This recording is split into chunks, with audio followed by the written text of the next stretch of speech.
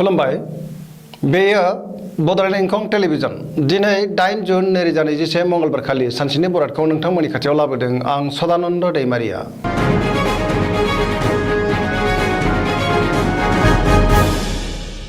सिगां फरायनो लादों मेष राशि गिबि हांखो अ ल। दिनैनि साना जोबोर मोजां जेरावबो देरहासार जानो हागोन। मावनो लानाय खामानिखौ थि समावनो आरो गोरलैयैनो मावफुंनो हागोन। गोसोखौ जोबोर गोजोननाय मोनगोन। देहाया दिनै मोजाङै थागोन अब्लाबो नाथाय जानाय लोंनायाव सांग्रां जानाया गाहाम। बहानिफ्रायबा मोजां खौरां फैनो हागौ। रांखावरियाव जोबोर मोजां गोबां धोन आरजिनो हागोन। बेफार फालांगियाव मोजां होनजायो। सोरबा लोगोनि हेफाजाब मोनगोन। न'खराव अनलायनाय फैगोन। बिमा बिफानि अननाय आरो बोर मोनगोन। बहाबा थांनांगौब्ला दिनै जोबोर मोजां आरो मोजाङैनो हान्थिनोबो हागोन। गुबुननि गोसोखौ गोरलैयैनो बोनो हागोन। गोसोनि बोलोआ बांगोन। समाजाव गोबां मान मोननो हागोन। लाइमोनफोरनि गोसोआ जोबोद रमान्टिक जागोन आरो लाइमोनफोरा मोजां खौरां मोननोबो हागोन। फरायसाफ्रा फरायनायाव गोसो दुंखांगोन आरो मोजां फिथाइ मोननो हागोन। सरासनस्रायै दिनैनि साना जोबोर मोजां आरो मोजाङैनो बारग'लांगोन।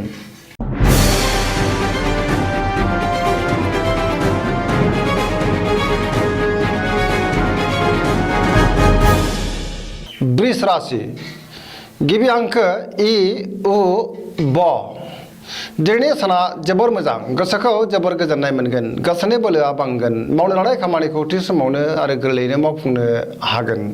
समाजाव गोबां मान मोनगोन। रांखावरियाव जोबोर मोजां होनजायो। गोबां धोन आरजिनो हागोन। बेफार फालांगियाव जोबोर मोजां मुलाम्फा मोननो हागोन। आयआ बांगोन। गोबां मुलाम्फाखौ मोननोबो हागोन। न'खराव बिसि फिसायनि गेजेराव अनलायनाय फैगोन। देहाया दिनै मोजाङै थागोन। गुबुननि हेफाजाब मोनगोन। जायखि खामानि मावा मानो मोनफ्रोमबो खामानिखौनो दिनै गोरलैयैनो मावफुंनो हागोन। लोगोफोरनि अनसायनाय मोनगोन। गोसोनि साननायफोरा जाफुंगोन। पजिटिभ एनार्जिनि गोहोम गोग्लैगोन। सरासनस्रायै दिनै साना जोबोर मोजां आरो मोजाङैनो बारग'लांगोन।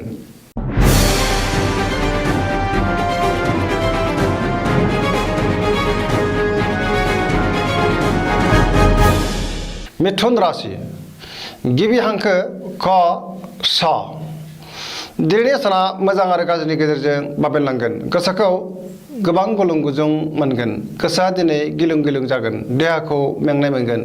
जानाय लोंनायाव सांग्रां जानाया गाहाम। रांखावरियाव मोजां। बेफार फालांगियावबो मोजां मुलाम्फा मोनगोन। न'खराव अनलायनाय फैगोन। समाजाव गोबां मान मोनगोन। गोसोनि बोलोआ बांगोन। मावनो लानाय खामानिखौ थि समाव मावफुंनो हागोन। सोरबा लोगोआ अदेबानि गाज्रि नोजोर होखोमागोन। सांग्रां जानाया गाहाम। सोरजोंबा एना एनि जानोबो हागौ। गुबुनजों बाङाय बुंनायानो गाहाम। लाइमोनफोरनि गोसोआ दिनै जोबोर आला खाला जागोन।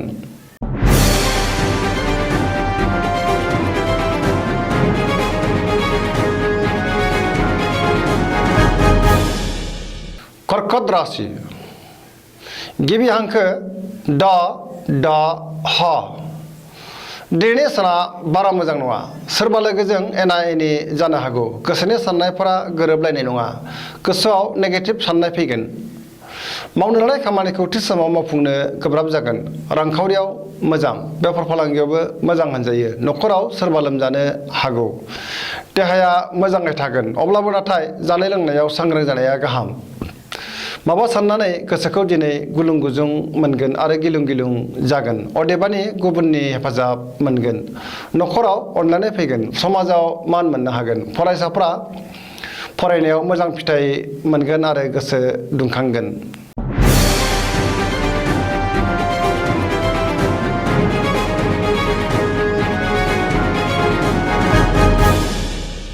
सिंह राशि गिबि हांखो म ट। दिनैनि साना मोजां आरो गाज्रिनि गेजेरजों बाबेनलांगोन। गोसोआव जोबोर बेले बेजे साननाय फैगोन। मावनो लानाय खामानिखौ थि समावनो आरो गोरलैयैनो मावफुंनो हागोन। सोरबा लोगोनिफ्राय हेफाजाब मोनगोन। बहाबा दावबायहैनो खाबु मोनगोन। रांखावरियाव मोजां। मोननो गोनांखौ दिनै मोननो हागोन। बेफार फालांगियाव मोजां मुलाम्फा मोनगोन। गोसोनि साननायखौ गुबुननो फोरमायनो हागोन। न'खराव अनलायनाय फैगोन। समाजाव मान मोनगोन। गुबुननि थाखाय नाङा फाङा जेंनायाव गोग्लैनांनो हागौ। देहाया दिनै मोजां थागोन अब्लाबो नाथाय जानाय लोंनायाव सांग्रां जानाया गाहाम। न'खराव सोरबा सासेनि देहाया मोजां थानाय नङा गुबुननि थाखाय जिंगाया बांगोन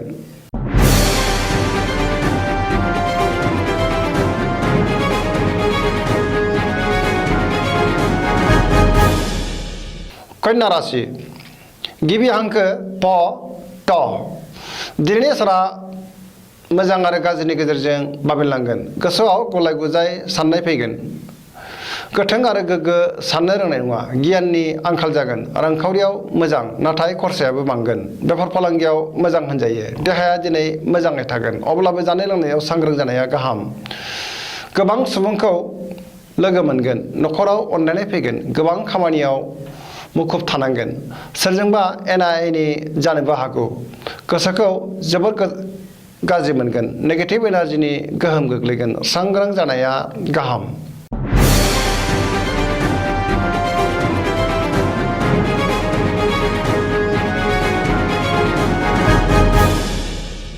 तुला राशि गिबि हांखो र ट दिनैनि साना जोबोर मोजां गोसोनि बोलोआ बांगोन गोसोनि साननायफोरा जाफुंगोन मावनो लानाय खामानिखौ थि समावनो आरो गोरलैयैनो मावफुंनो हागोन देहाया दिनै मोजाङै थागोन रांखावरियाव जोबोर मोजां होनजायो मोननो गोनांखौ दिनै मोननो हागोन न'खराव बिसि फिसायनि गेजेराव अनलायनाय फैगोन समाजाव गोबां मान मोनगोन बेफार फालांगियाव मोजां मुलाम्फा मोननो हागोन गुबुननि गोसोखौ गोरलैयैनो बोनो हागोन लोगोफोरनि हेफाजाब मोनगोन गोदान थांखि लानो रोंगोन सेंग्रा सिख्लाफोरनि गोसोआ जोबोर रमान्टिक जागोन गोसोनि साननायफोरा जाफुंसारगोन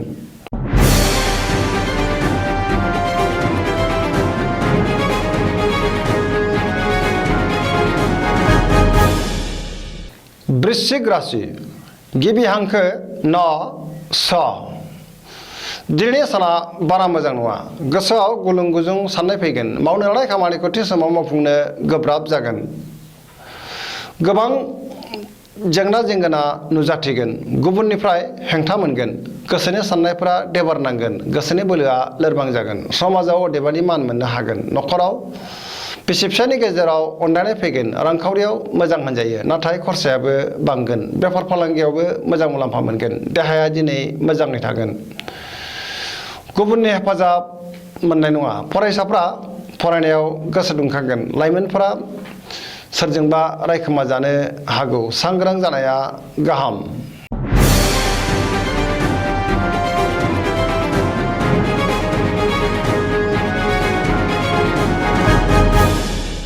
धनु राशि गिबि हांखो ढ फ भ दिनैनि साना जोबोर मोजां गोसोआव बोलो बांगोन मावनो लानाय खामानिखौ थि समावनो मावफुंनो हागोन गोसोनि साननायफोरा जाफुंगोन रांखावरियाव जोबोर मोजां होनजायो मोननो गोनांखौ दिनै मोननो हागोन बेफार फालांगियाव जोबोर मोजां मुलाम्फा मोनगोन समाजाव मान मोनगोन न'खराव सोरबा आलासि फैनो हागौ देहाया दिनै मोजाङै थागोन न'खराव अनलायनाय फैगोन बिदा फंबायनि हेफाजाबखौ मोननो हागोन बहानिफ्रायबा मोजां खौरां मोनगोन लाइमोनफोरनि गोसोआ दिनै जोबोर रमान्टिक जागोन आरो गावबा गावनि गोसोनि साननायखौ फोरमायलायनोबो हागोन फरायसाफ्रा फरायनायाव गोसो दुंखांगोन आरो मोजां फिथाइ मोननो हागोन सरासनस्रायै दिनै साना जोबोर मोजां आरो मोजाङैनो बारग'लांगोन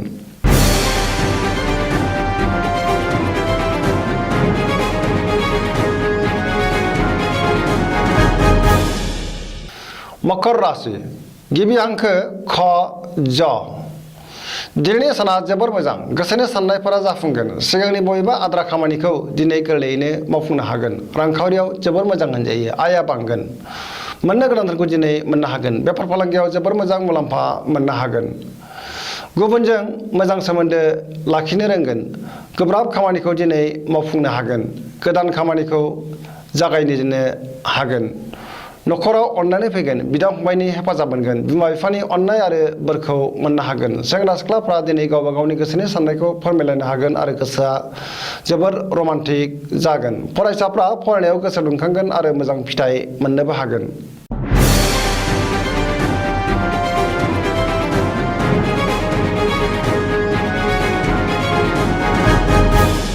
कुम्भ राशि गिबि हांखो ग स स दिनैनि साना जोबोर मोजां गोसोखौ जोबोर गोजोननाय मोनगोन मावनो लानाय खामानिखौ थि समावनो आरो गोरलैयैनो मावफुंनो हागोन बहानिफ्रायबा मोजां खौरां मोनगोन समाजाव गोबां मान मोनगोन गोबां मुंदांखा सुबुंजों लोगो मोनलायगोन बबेबा सुबुं गौमायाव बाहागो लानो खाबु मोनगोन रांखावरियाव जोबोर मोजां बहानिफ्रायबा गोबां धोन मोननो हागोन देहाया दिनै मोजाङै थागोन न'खराव अनलायनाय फैगोन गुबुननि हेफाजाबखौ मोननोबो हागोन बिमा बिफानि अननाय आरो बोर मोनगोन बहाबा दावबायहैनो खाबु मोनगोन पजिटिभ एनार्जिनि गोहोम गोग्लैगोन गोसोनि साननायफोरा जाफुंगोन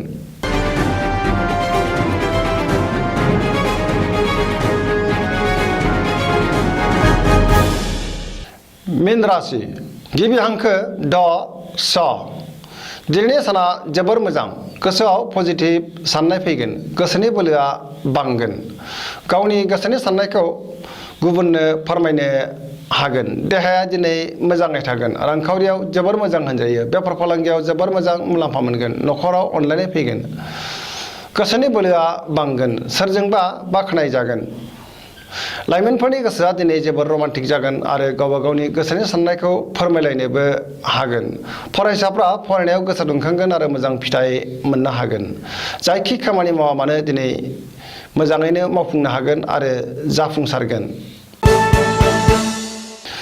दिनैनि राशि फरायथिनाया एसेनोसै जोबनायाव बेखौनो खावलायो जाहाथे नोंथांमोना सानफ्रामबो जोंनि बे बड'लेण्ड इंखं टेलिभिजनखौ नायबाय थायो आरो साबस्क्राइब खालामो एसेनोसै गोजोन्थों